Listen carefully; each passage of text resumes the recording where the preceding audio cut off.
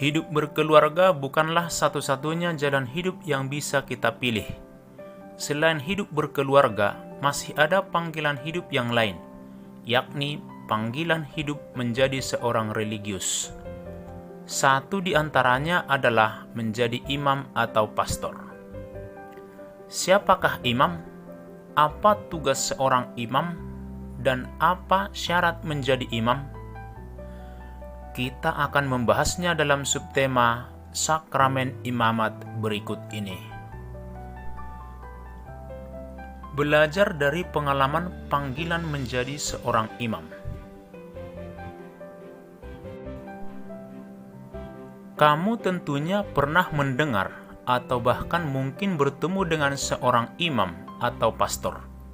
Nah, tuliskanlah dahulu apa saja yang kamu ketahui tentang imam. Kamu bisa menuliskannya tentang pribadinya, cara hidupnya, pendidikannya, tugasnya, tantangannya, perjuangannya, sikap orang terhadapnya, kekhasannya, syarat-syarat menjadi seorang imam, tahap-tahap menjadi seorang imam, dan sebagainya. Mendalami pandangan Kristiani tentang panggilan menjadi imam. Cobalah memperdalam pengenalanmu mengenai imam melalui kesaksian perjalanan panggilan seorang imam. Dari kesaksian mereka, mungkin kamu akan mendengar cerita yang seru, tidak masuk akal, aneh, terlalu sederhana, dan macam-macam. Mungkin ada yang tertarik menjadi imam karena pakaian imam, karena suka bermain sepak bola, karena pengenalannya dengan seorang imam yang baik hati, pandai, humoris, sederhana, dan keren. Motivasi awal menjadi imam memang sangat beragam dan mungkin sangat sepele. Namun, dasar dan tujuan menjadi imam hanya satu. Itu kita temukan antara lain dalam teks KHK 1008 Lukas 22 ayat 14-20 dan Yohanes 20 ayat 19-23. Dari teks tadi dapat kita simpulkan bahwa 1. Dasar panggilan hidup menjadi seorang imam adalah ajaran, teladan, dan perintah Yesus kepada murid-muridnya supaya pergi ke seluruh dunia untuk memimpin, menguduskan, dan mengajar semua orang. Sama seperti Yesus yang meninggalkan kenyamanan dengan turun dari surga, demikianlah para imam meninggalkan segala-galanya untuk mengikuti Yesus.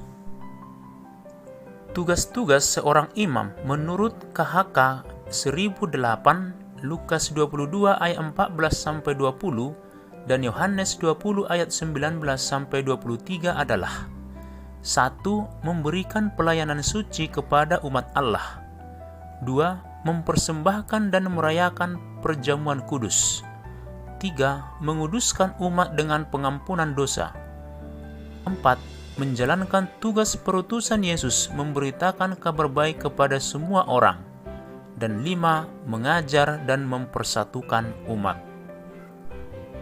Lalu, syarat-syarat menjadi seorang imam adalah 1. Sehat jasmani dan rohani. 2. Memiliki hidup rohani yang baik dan motivasi yang kuat menjadi seorang imam. 3. Seorang pria normal yang telah menerima inisiasi Katolik secara penuh. 4. Belum menikah dan tidak akan beristri seumur hidup. Dan 5. Menyelesaikan pendidikan filsafat, teologi, kitab suci, moral, dan hukum gereja di seminari. Kita hendaknya mendukung kehidupan seorang imam. Upaya-upaya yang dapat kita lakukan untuk mendukung kehidupan para imam adalah 1. Mendoakan para imam agar setia dalam jalan panggilannya. 2. Menjalin relasi yang baik dan tepat dengan para imam. 3. Menyapa dan menegur para imam dengan baik dan dalam kasih. 4. Memberikan materi yang mendukung kehidupan dan pendidikan para imam. Dan 5. Memotivasi para imam agar tetap setia dengan tugas panggilannya. Imam ada untuk menjalankan tugas Kristus, yaitu memimpin, mengajar, dan menguduskan.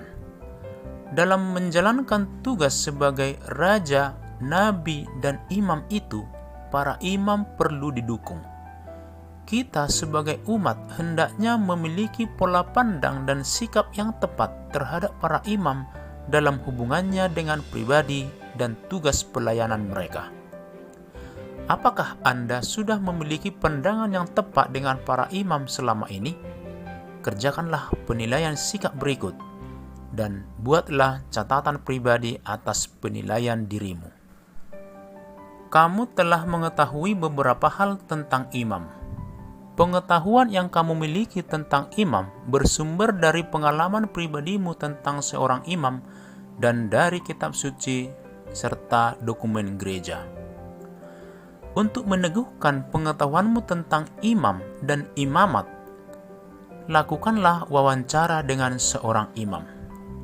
Sebagai alat bantu, gunakanlah pertanyaan-pertanyaan panduan berikut.